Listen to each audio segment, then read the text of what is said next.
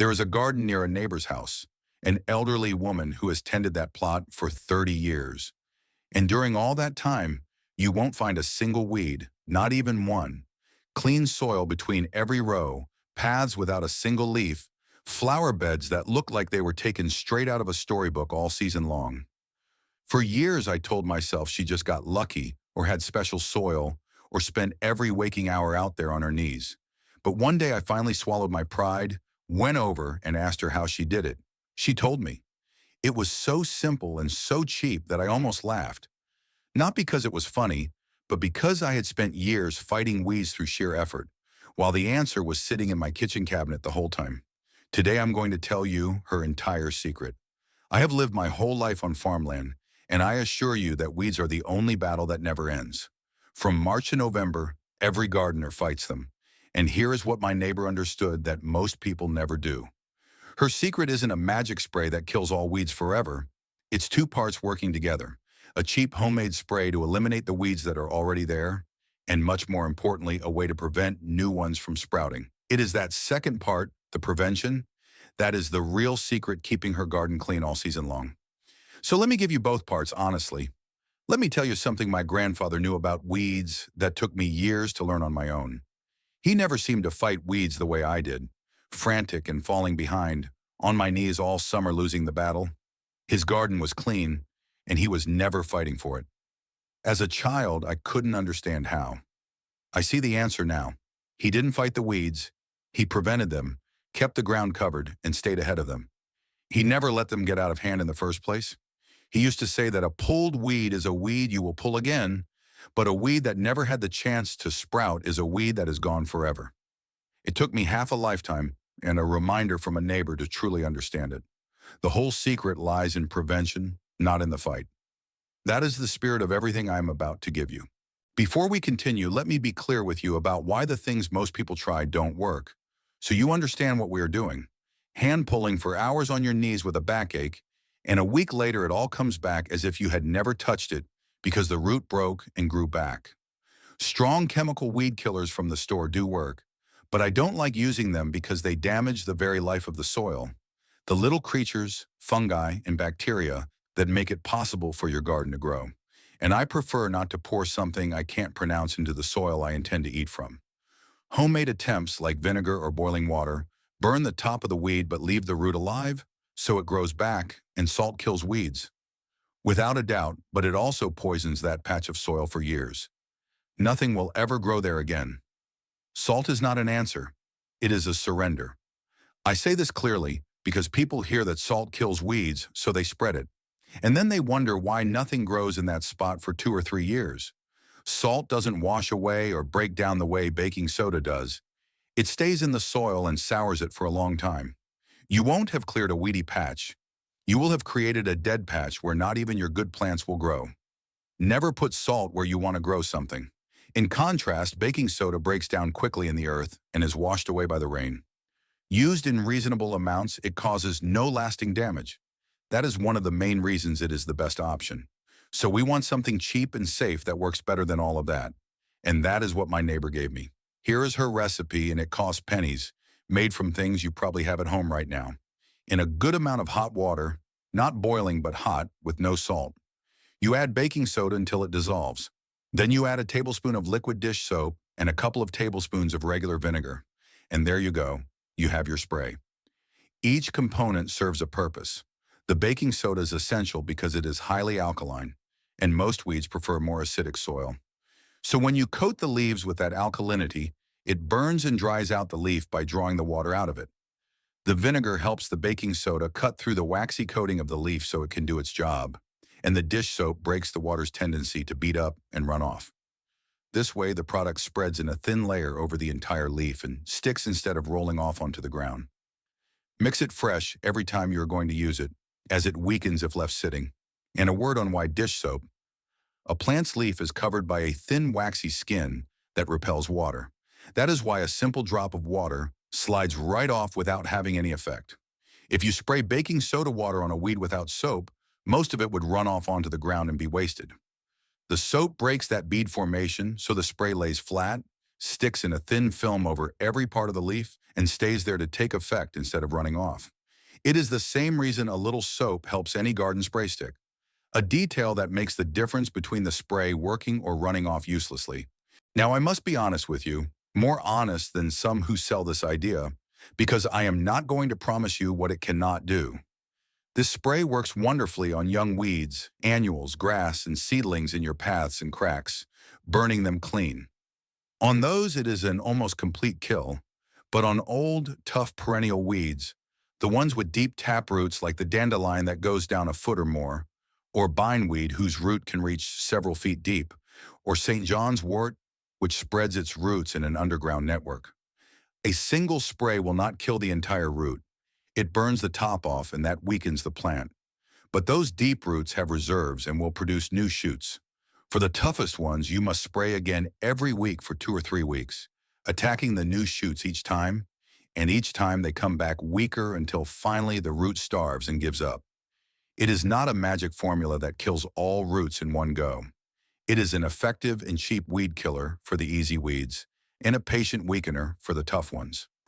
Anyone who tells you that baking soda kills a bindweed root in one shot is fooling you, and I won't do that. The reason is simple. A weed like a dandelion or bindweed stores its strength deep in that long root, like a man with food stored in the basement. When you burn the top off, you take away its leaves, but it still has all that stored strength to generate new leaves.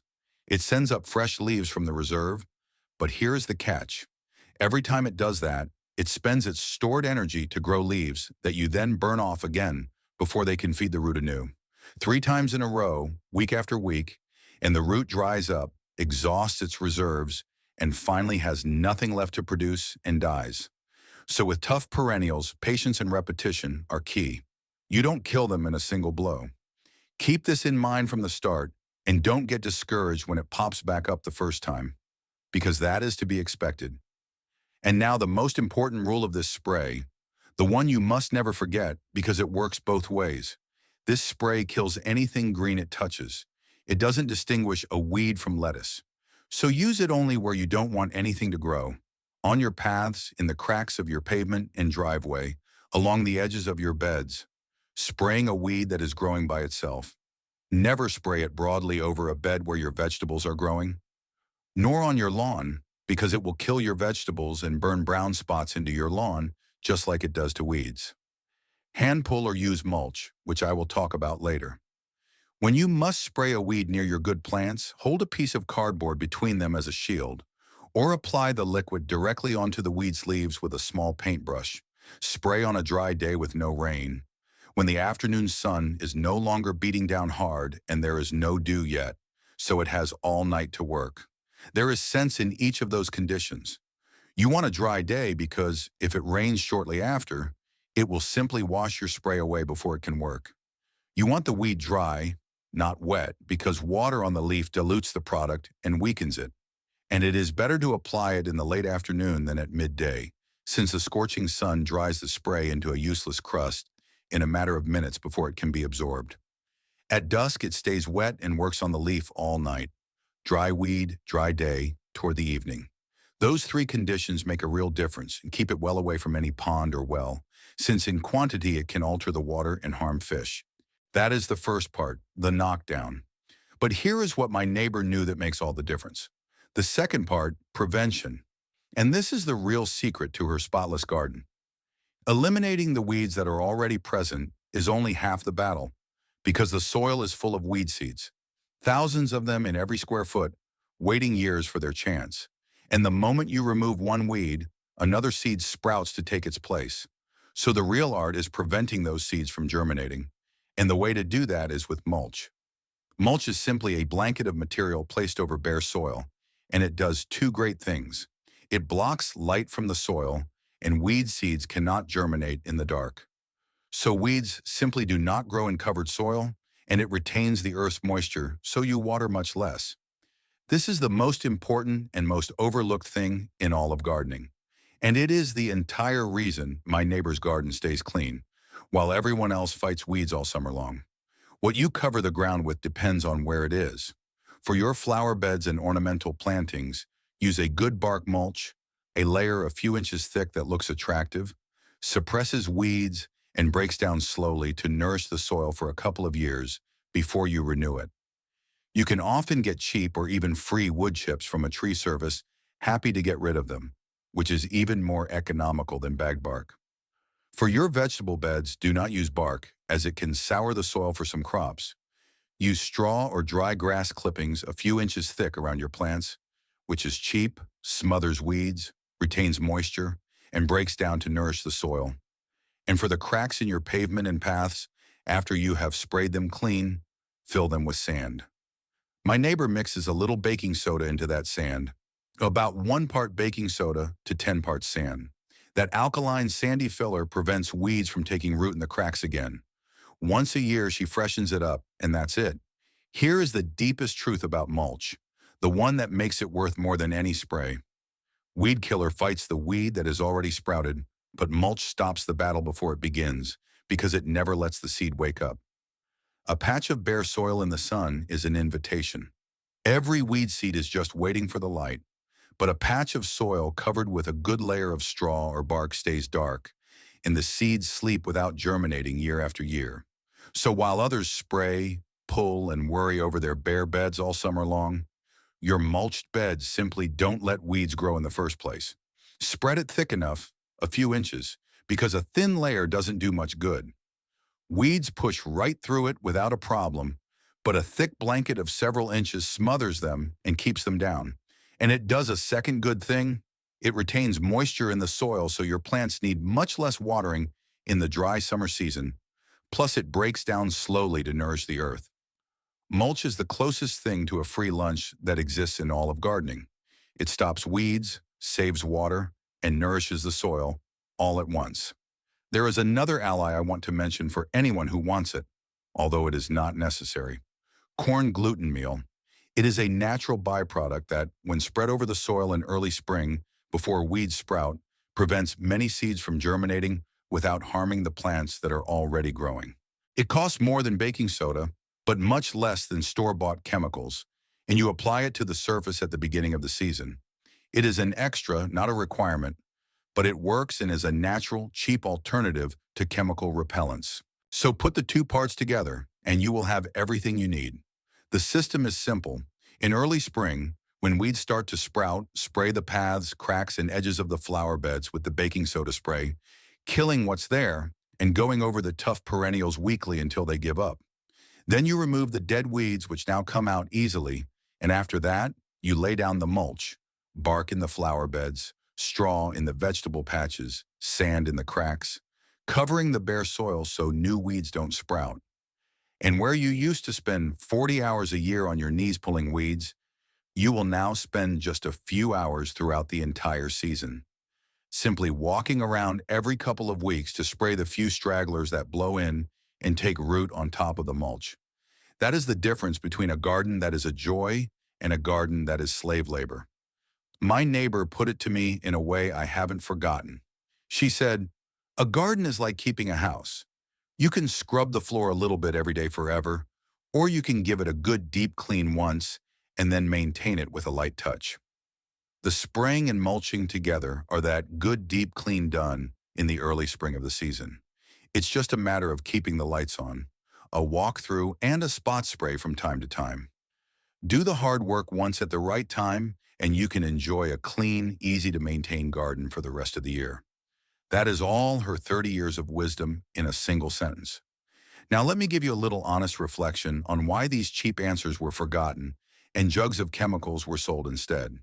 It's not to provoke you, it's just so you can see the way things work. There is good money in the $40 bottle of weed killer that is bought over and over again every season, and in the bags of this and that from the garden center. And there is no money at all in someone knowing that a box of baking soda and a bale of straw will keep their garden cleaner. You can't patent baking soda. You can't charge much for straw, bark, and sand.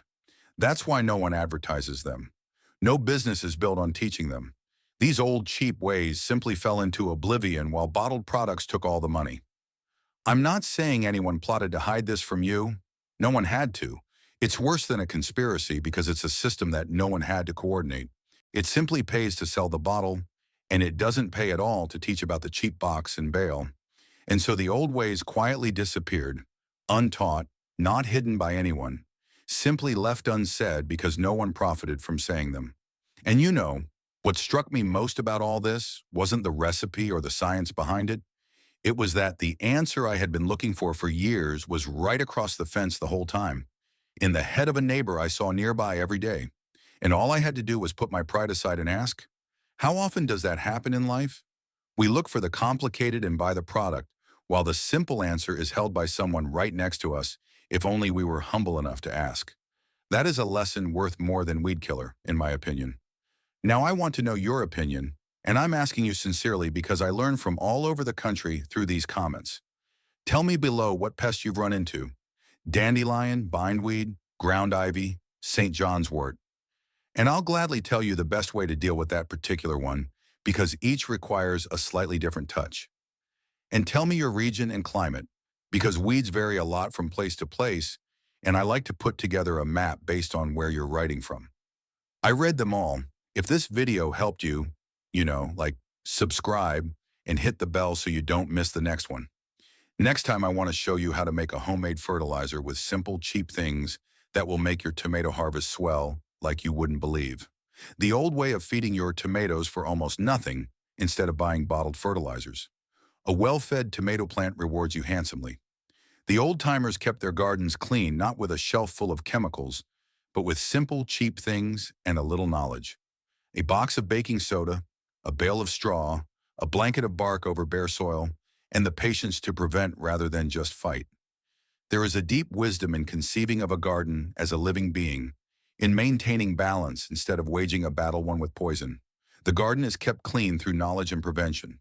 If this wisdom on how to care for your land naturally has changed the way you look at gardening, please subscribe and like our channel. We are rescuing the history and methods that others have tried to bury. Grow the future with us.